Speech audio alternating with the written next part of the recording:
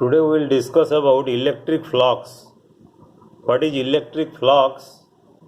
Electric flux is the measure of the electric field through a given surface. Although an electric field in itself cannot flow in liquid, when you consider the flow of liquid through a pipe and you imagine a surface which is perpendicular to the direction of the flow of the liquid, then you can calculate the liquid flux through the pipe where there is actual flow of the liquid. But in case of electric flux, there is no actual flow of something.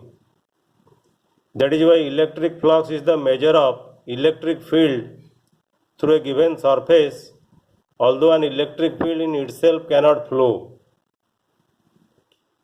Electric flux, it is generally denoted by the symbol delta phi. So electric flux delta phi through an area delta S is defined by delta phi is equal to E dot delta S, that is equal to E delta S cos theta, where theta is the angle between E and delta S, where E is called the electric field and delta S is the area.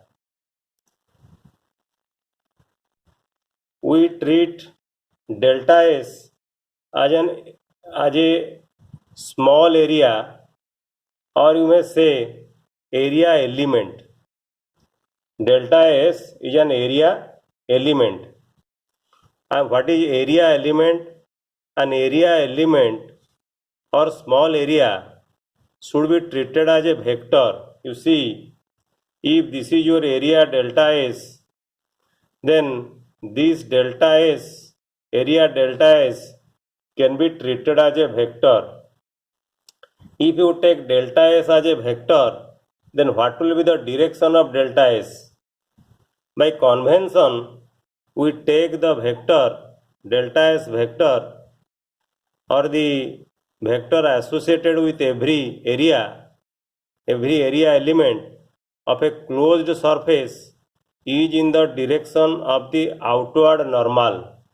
Remember, for a closed surface, the vector direction of the area vector is along the direction of outward normal. So this is the direction of the outward normal, and this is the small area of a closed surface. Okay, if you imagine a small area delta S of the closed surface, then the direction of this area vector or delta S vector is along the direction of outward normal, this direction. Thus, the area element vector delta S at a point on a closed surface can be written as magnitude of the area element delta S and the unit vector, dot product of the unit vector or the normal vector, this one. Okay, so delta S with the dot product of n cap.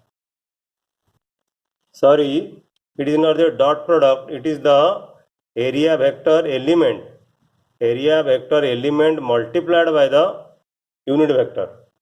So delta S is the magnitude of the area element and n cap is the unit vector in the direction of the outward normal at that point. Okay, now you see, suppose this is the direction of the electric field.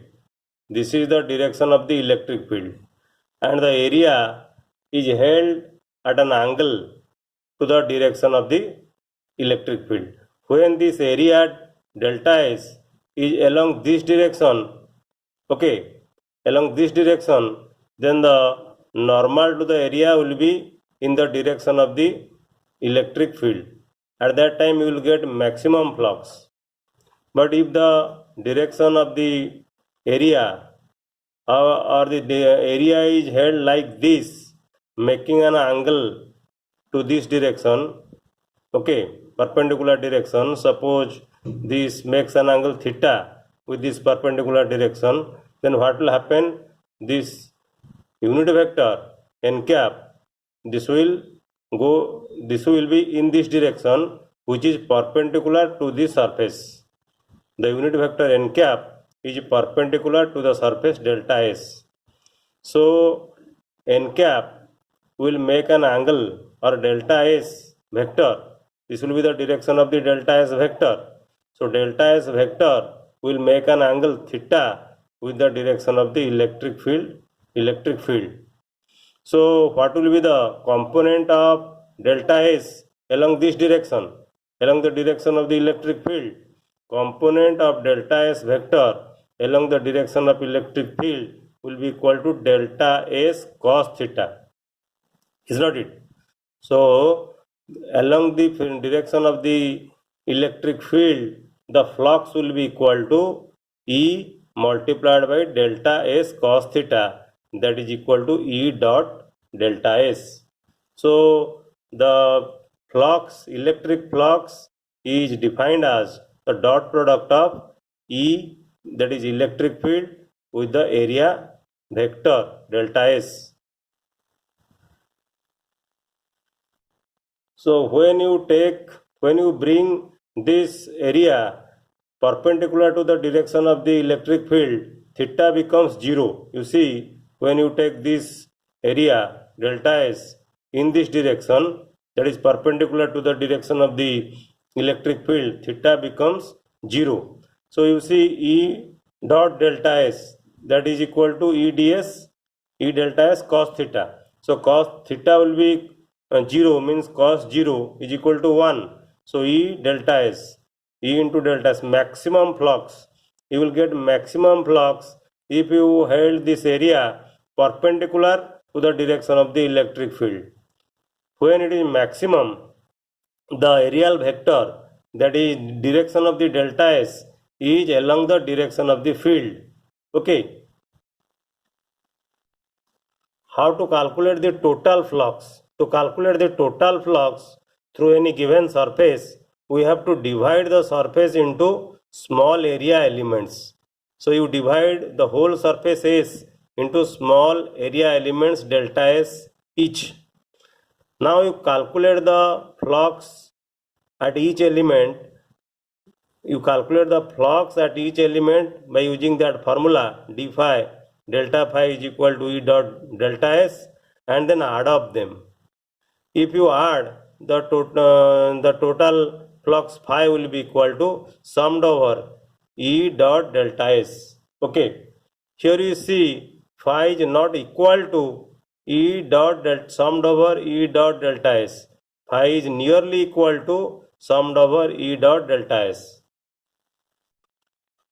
Why it is nearly equal to? Because E, that is the electric field, is constant.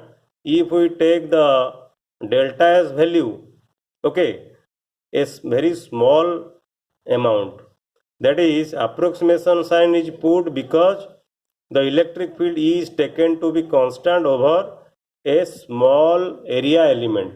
That means if you take this aerial element small, then only E will be constant, electric field will be constant.